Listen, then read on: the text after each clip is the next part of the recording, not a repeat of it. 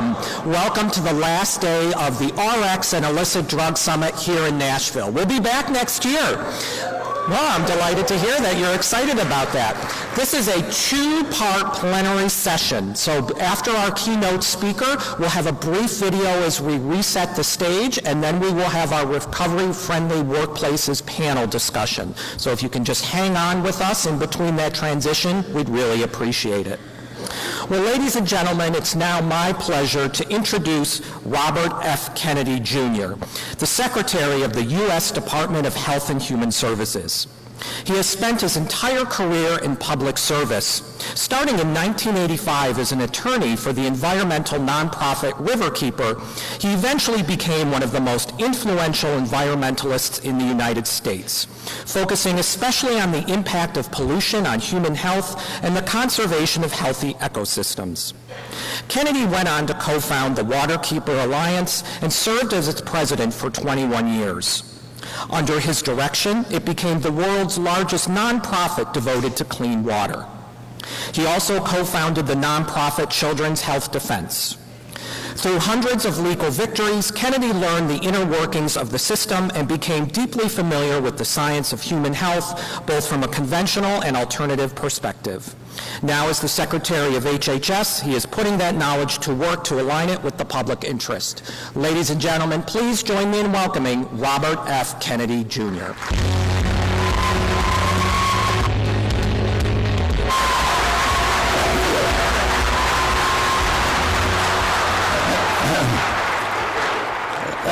Very much. I know that for all of you, your lives, each one of you have been touched by this disease. And my life was, and my family is no exemption. I lost my brother, who was my closest friend, to this disease. I lost another brother, not directly through overdose, but through what I believe is a symptom of this disease. During the pandemic, I lost a niece who was like a daughter to me, who lived in our home for much of her life, went on vacations with us, and we think that she took her first drug and overdosed on it and died in my mom's house. I lost another niece a few months later, not to death, but she's a quadriplegic. She was sober. She went out.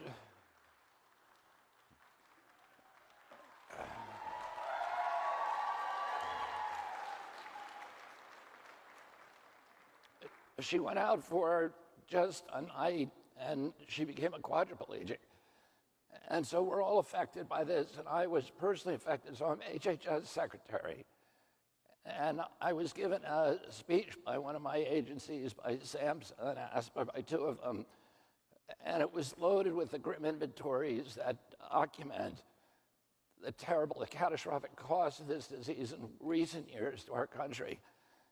I thought it might be more helpful to all of you if you, to share some of my own experience with this disease and some of the lessons that I've learned from recovery. I was born in a very, and raised in an extremely close and Catholic family. I don't know if my addiction was the result of genes. My mother family had alcoholism all the way back to the Neanderthal times. And she was one of the only members to escape it, or whether it came from trauma or anything. And it's really irrelevant how I got it. People say you don't look at the past, you look at the past, but you don't stare at it. And, I know that the only way that I stay sober is through taking responsibility for my daily actions.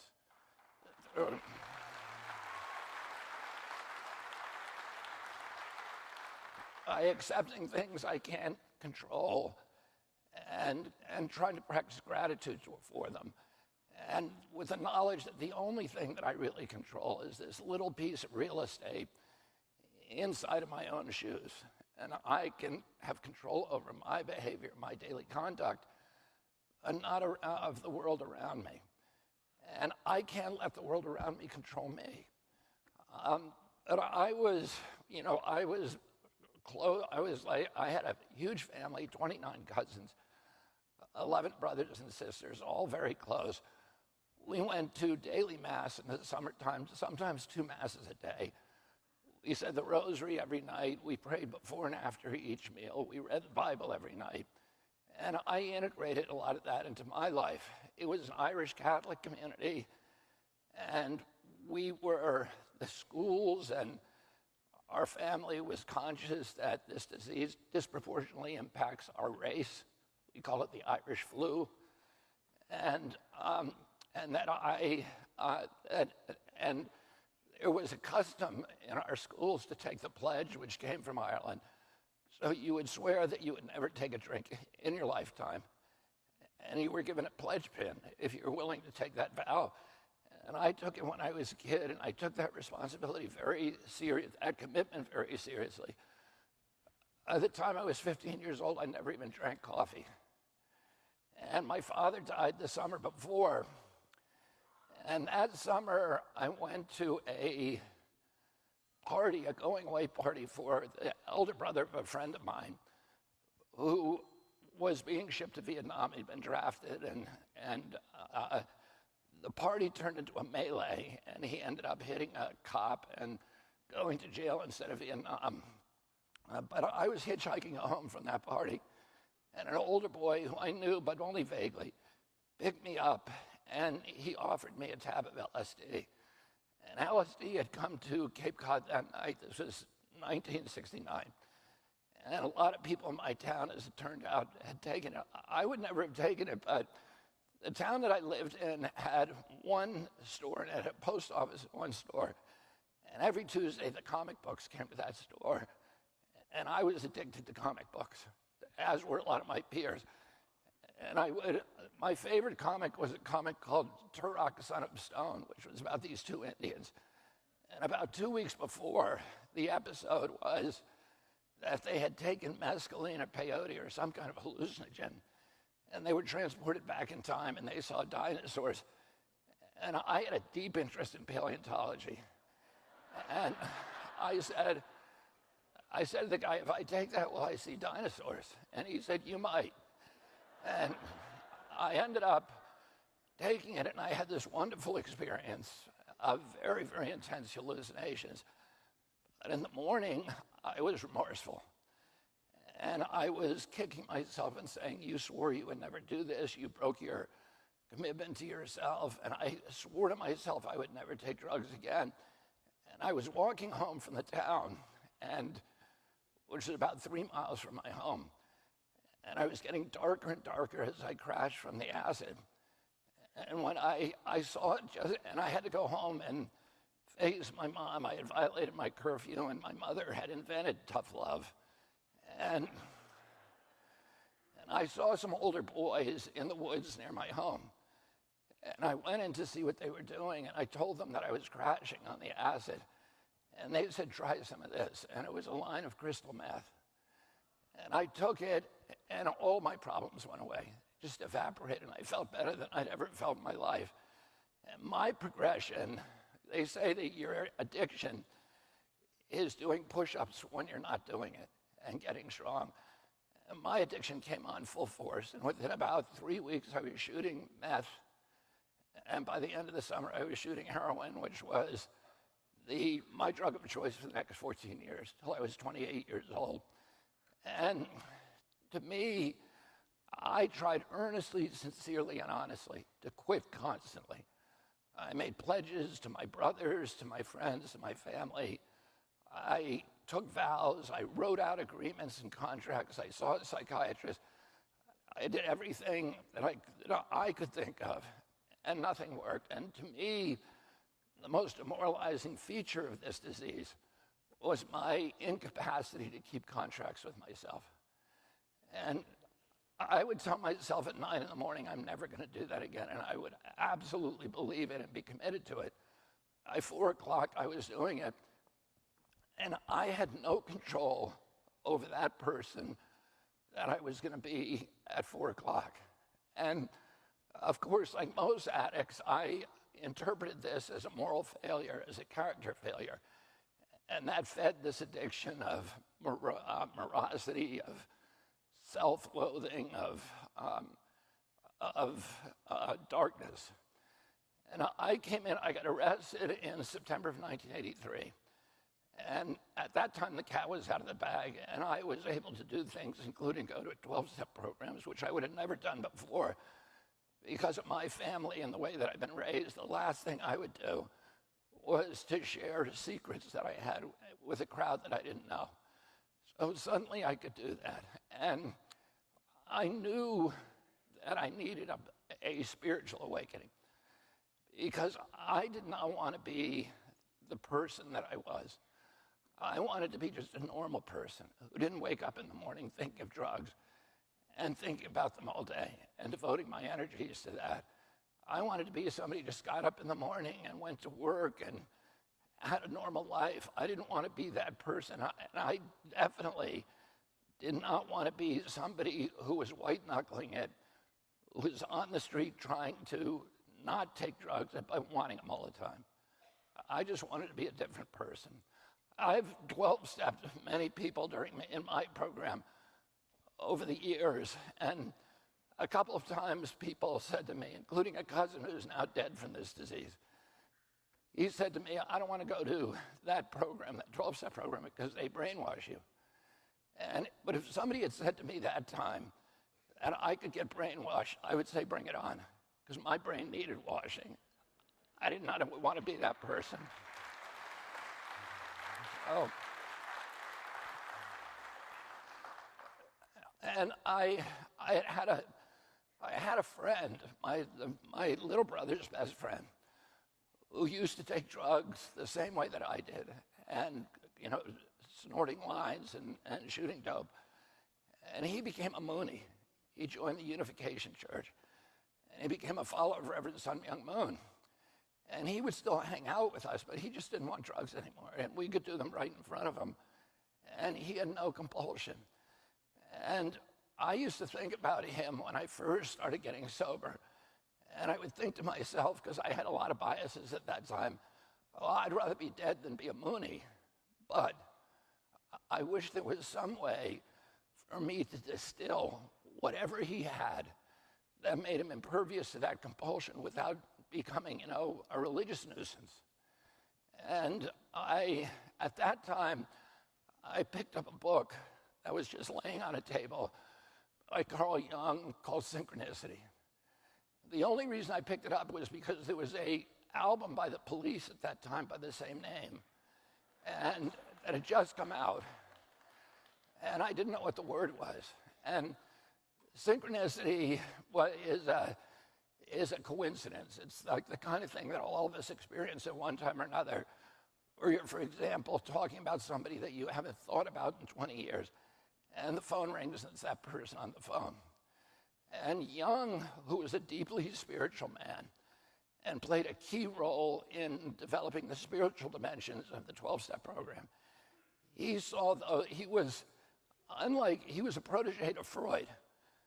And unlike Freud, who was an avowed atheist, Jung was a deeply spiritual man. And he had authentic spiritual experiences from when he was a little boy.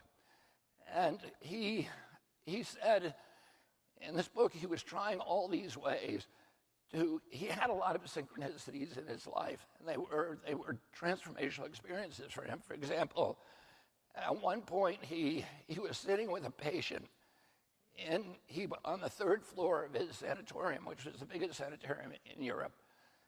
And it was a female patient, and she was talking about a dream. And the fulcrum of that dream was a scarab beetle, which is a creature that doesn't exist in Northern Europe. It's a very common piece of iconography with a spiritual resonance on the hieroglyphics of Egypt, on the tombs, the obelisks, etc. And while he's talking to her, he hears this bing, bing, bing on the wall, on the window behind him. And he doesn't want to take his attention away from the patient to find out what it is. But finally, in exasperation, he stands up and throws open the window, and a scarab beetle flies in and lands in his palm. And he turns to the woman and says, this is what you were dreaming about.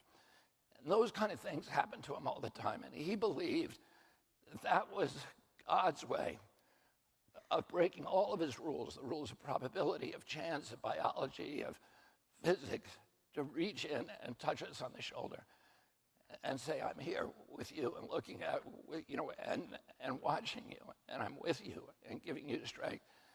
And Jung tried to reproduce that in a clinical setting. He's a very faithful scientist, as well as a deeply spiritual man. So he'd put one guy in one room and another guy in another room, and he'd have them turn over cards and try to guess what the other guy had picked. And if he felt that if he could break the laws of probability, that he would have proven that there is a in other words, the natural laws, and he would have proven that there's something supernatural. And that was the first step to proving the existence of a God, which he was very interested in doing. And he says in this book, which I really respected, that he could never succeed in doing that. But he said,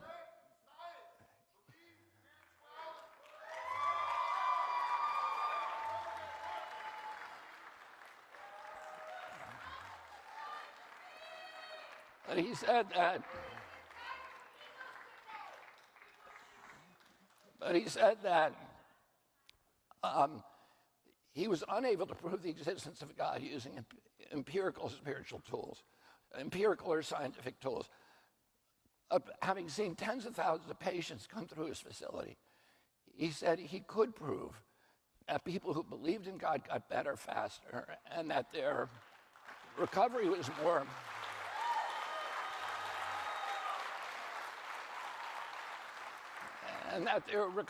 more enduring. And for me, that was much more impactful than if he had said that he had proved the existence of God, which I wouldn't have believed.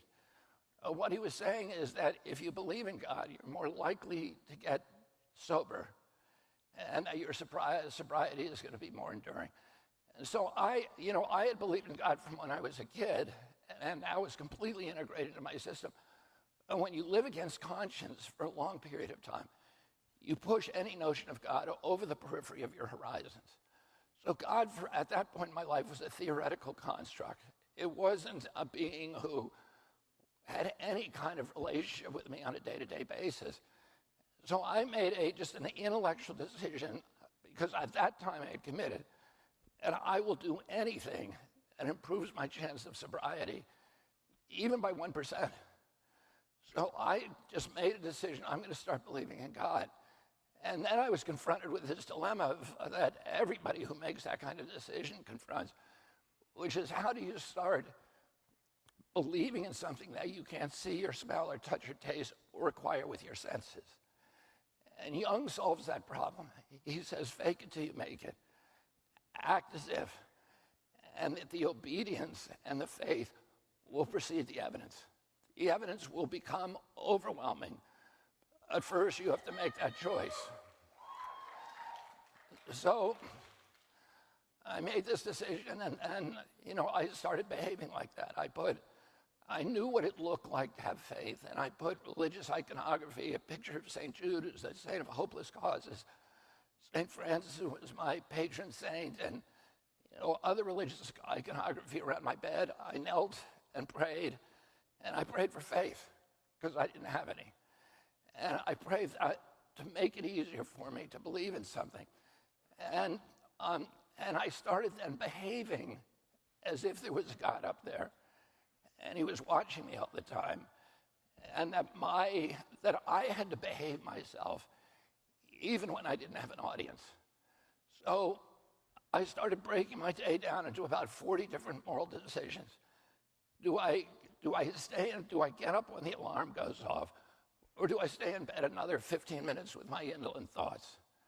Do I make the bed when I go up? I've been on the road for 2.5 years living in hotels, and I make the bed every day, which is insane.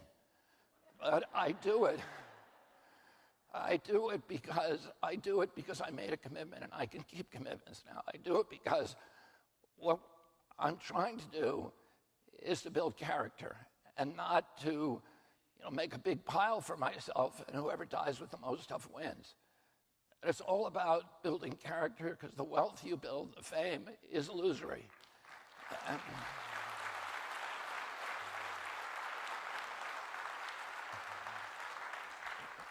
do I put the water in the ice tray when I put the ice tray back in the freezer?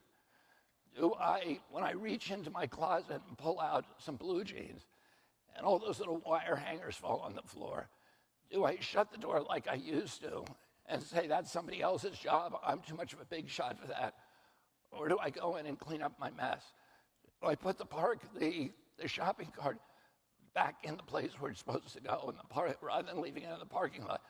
When I first got sober, about probably 6 or 8 weeks into sobriety, my life was getting very, very small from addiction. And it started getting very big again. And I was running through Nashville Airport to catch a plane that was mission critical that I be on that plane. I was already late and probably going to miss it. And as I was running, I was putting dentine in my hand. And I was thinking, the apocalypse is going to happen if I don't get on that plane. I was putting a piece of dentine in my mouth, and I balled up the wrapper. And as I ran, I threw it, and the wrapper did a perfect arc, swishing right into the trash can. And as I was running by, I noticed out of the corner of my eye that it had jumped back out again. It must have hit something in there. And I said to myself, well, that's God's fault, because I made the shot. So, and I got about 40 feet down that runway, and it just started eating at me. And ultimately, I put on the brakes and went back and put that in. And I made the plane. But the most important thing I did that day was that little act, because that's how I maintain that posture of surrender. And for me,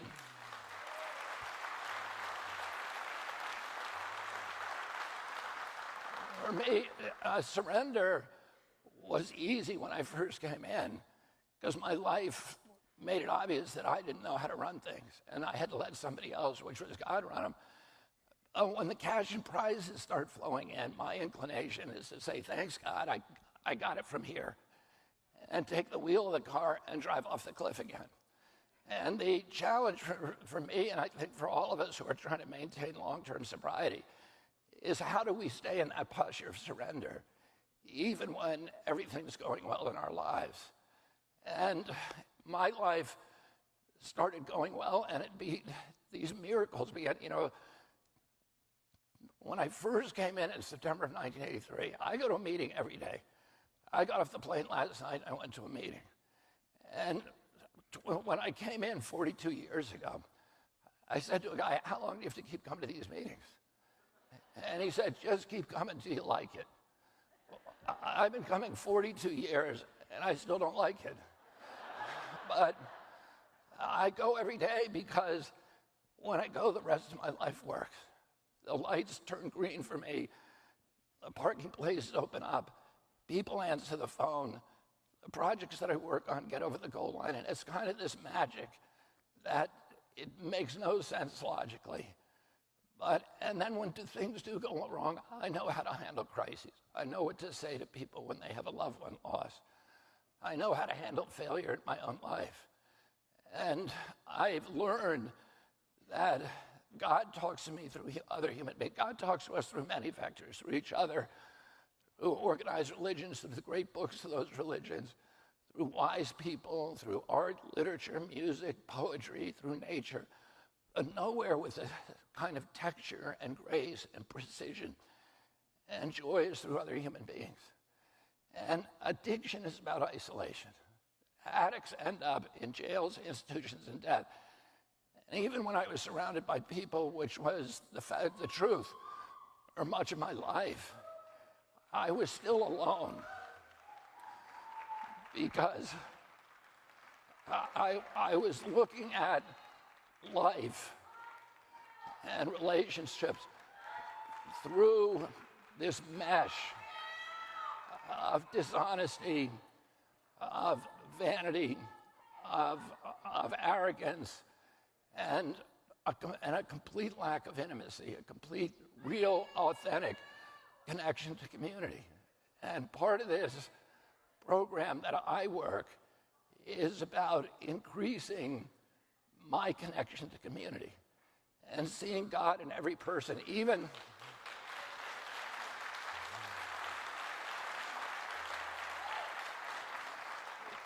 people that I don't particularly like. In fact, God talks to me most through those people.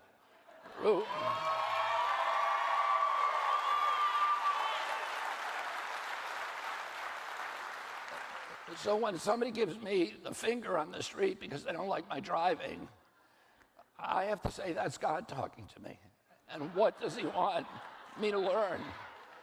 What does he want me to learn from this interaction? What am I supposed to do with this interaction? Should I pray for that person? Or should I pull them out of the car, which is what I used to do? And it has a magical impact on me. Thank you very much.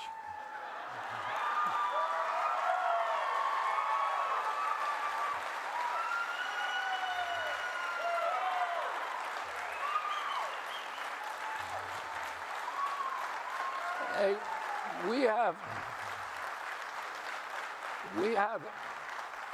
thank you. We have an addiction and overdose crisis in this country. I think last year we lost 106,000 kids. This is double the number that we lost during the 20-year Vietnam War. And we need to pay the same attention to this crisis, which is a national security threat and a threat to everything we love about our country as Vietnam. And you know, President Trump was in, 3 weeks ago, he met with Claudia Sheinbaum, the new president of Mexico, and he said to her, all of the drugs are coming through your country. Do you have a addiction problem? And she said, no, not really. And he said, why is that? And she said, because we have strong families in this country. And one of the things that addiction is a source of misery. It's also a symptom of misery. And it's a source that makes the addict miserable, and it makes everybody who he has relationships with miserable. It's also a symptom of misery, of grief, of trauma, of loneliness, of alienation, of dispossession. One of my favorite quotes from C.S. Lewis is he said, I spend so much time with grief that I spent so much time with anger that I came to know that her name was grief. And all of us have grief in our lives and trauma in our lives, everybody. And for me, my solution for trauma was I felt like I was born with an empty hole inside of myself, that I had to fill it with things outside of myself. And those are the only things that worked for me. And every addict feels that way in one way or another, that they have to fix what's wrong with them. And the only thing that works are drugs. And so the threats that you might die, you're going to ruin your life, were completely meaningless to me, because I needed relief from that pain. And I found that in the 12-step program, because 12 steps are about getting rid of isolation, overcoming isolation, and reestablishing our connection to community. And I see each of us as a vessel of godliness, and that we're connected to all these different relationships. Some of them are very big, like PVC pipes coming into this vessel. Those are our wives, our children, our parents, our aunts, our mothers, our best friends. And then some of them are little tiny pipes, like the guy who gives a finger to me on the street. They're all relationships, and if we're working well, then there's liquid flowing through that into us, and our job is to amplify it and send it back out to the world. That's God's power. What addiction does is our character defects, our pride, anger, lust, envy, gluttony, avarice, sloth, dishonesty, selfishness, arrogance. We plug up each of those channels. And by the end, we're alone. And that vessel is stagnant. And that's the definition of insanity. And the 12-step programs that I practice are about going out, dealing with, admitting and dealing with your own character defects, acknowledging them, and even learning to love them. And then unclogging all of those channels by going out and making amends to people we harmed. And in that way, God's power comes back into us. Now, what does that mean for national policy? What it means is we have to do all of the nuts and bolts things that you are all involved with, the practical, pragmatic things. We need Suboxone, we need methadone, we need naltrexone, we need Narcan, we need good fentanyl detectors that can detect it on pills, et cetera, so that kids are less likely to overdose. We need prevention. We need education.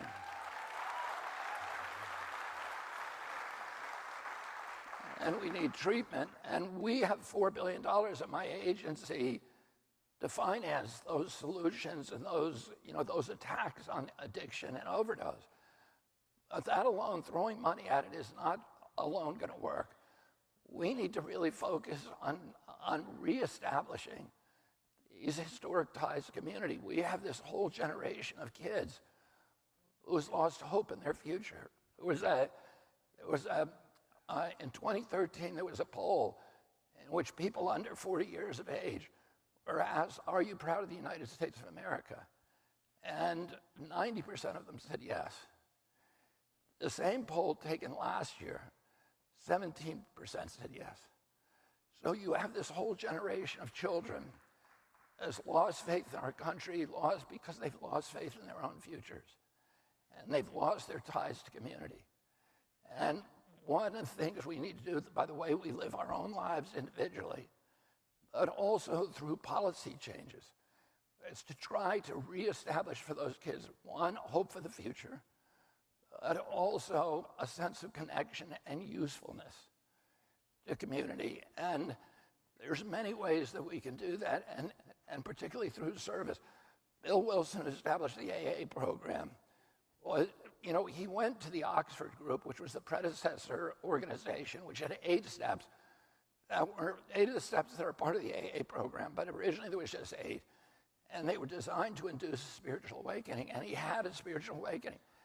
His desire, like for me, the day I had it, I never had a desire for drugs and alcohol. And the same thing happened to him, and he was 6 months down the road, could not imagine that he'd ever drink again. It was incomprehensible to him that anything like that would ever happen.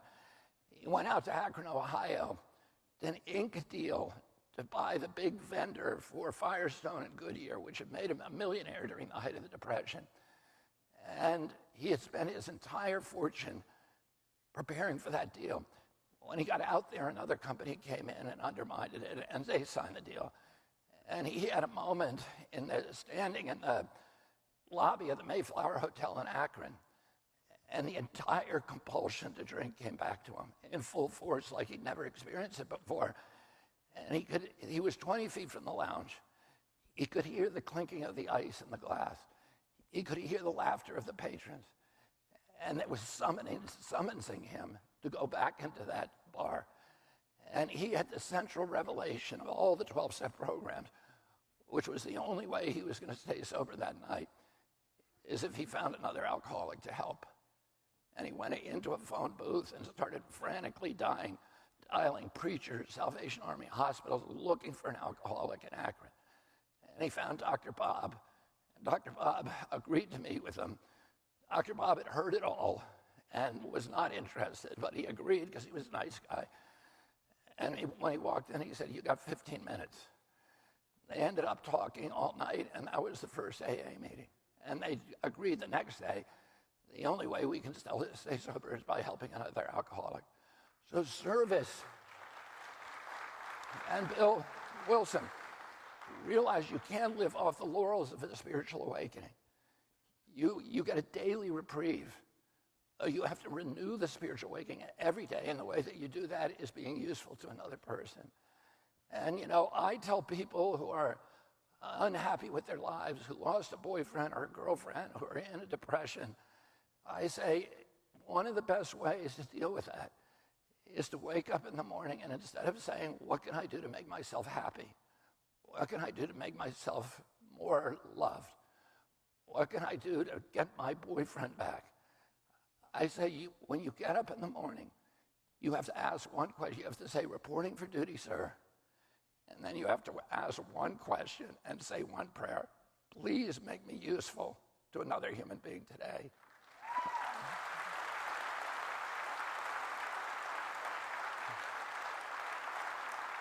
Oh, I would encourage you all to think broadly about what our mission is, because it's not just about making sure every cop and every paramedic has naltrexone. That's important. And it's not just the prevention on the border. That's important. It's not just making sure that every addict, when they have those moments, when they're willing to ask for help, that there's a rehab ready for them to go to. And that is critically important.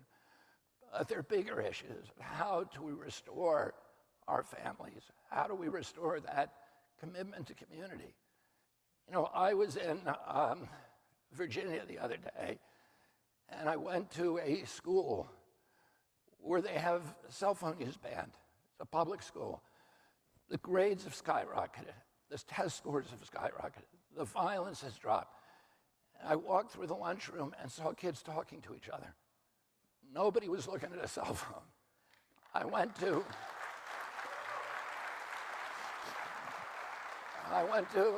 the Mennonite community a couple of weeks ago. The same thing, that were kids, they discouraged the use of cell phones.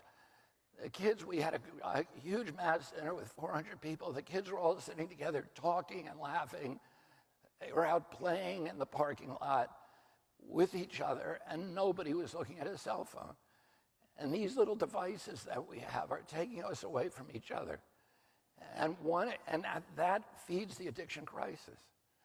And what we need to learn to do is one of the great things that they told me there is they said, when I was at Louisa County in Virginia, they said I talked to the parents too, and they said it's so great because now the kid is much easier to tell the kid, don't use a cell phone from you drive. Don't use it at the dinner table. And they have dinners with each other where they actually talk with each other. And all of us in this age have a hard time being parents. But we can also educate the parents. Have a meal, sit down with your kids, and have a conversation where the cell phones are banned. And and then give them opportunities for service. Because everybody wants to be effective in their lives. Everybody wants to be useful. And when you're serving other people, that has a magical impact on your life. It takes away the depression. The self will run riot. You focus instead on another person's problem, at least for a few moments in the day, and that is a reprieve. And we need to think creatively about providing them those opportunities. As seeing, banning cell phones in school is one of the things that we need to do to remedy addiction, not just all the standard nuts and bolts things, which we need to do. We need to do everything we can to reestablish hope in our kids, to reestablish a sense of mission in their lives, a sense of purposefulness, and opportunities for them to act as part of a community. So thank you all very much for your commitment to this issue, and God bless you.